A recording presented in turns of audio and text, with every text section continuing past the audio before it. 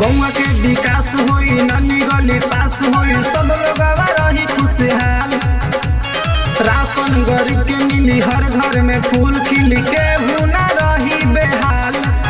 5 साल में रामराज हमनी के ले आवे के बा हो।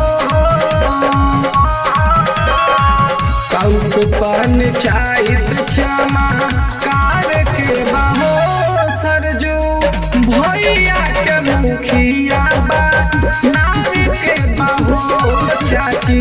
कौट पंचायत चमत्कार के बा हो, सरजू भैया के मुखिया बा नाम के बा हो। सरजू भैया जिंदाबाद जिंदाबाद जिंदाबाद, सरजू भैया जिंदाबाद जिंदाबाद जिंदाबाद, गाँव पंचायत की जनता जिंदाबाद जिंदाबाद जिंदाबाद, गाँव पंचायत की जनता जिंदाबाद जिंदाबाद जिंदाबाद। बन जाई हो इंदिरा आवास सबके, रही बाकी न होई विकास सबके। ए चाची सुनो हो, बन जाई हो इंदिरा आवास सबके, रही बाकी न होई विकास सबके। हाथे हाथे पेंशन मिली हो, बाबा लोग के पेंशन मिली हो। इनका के भोटवा दे के सपना सजावे के बा हो।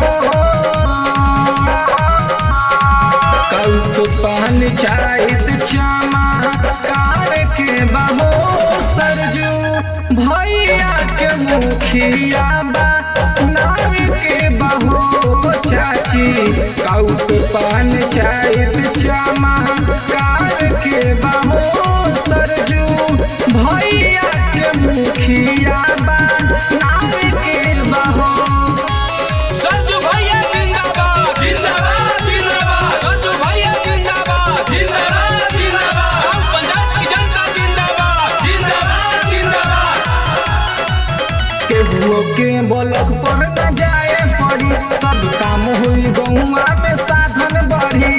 ए चाचा सुनो हो,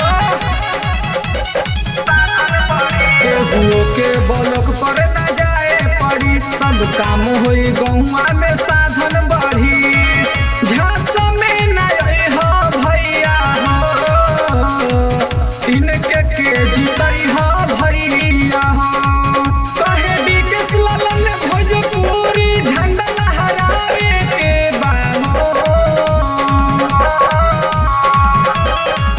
कौट पंचायत चमत्कार के बा हो, सरजू भैया के मुखिया बा नाम के बा हो चाची। कौट पंचायत चमत्कार के बा हो, सरजू भैया के मुखिया बा नाम के बा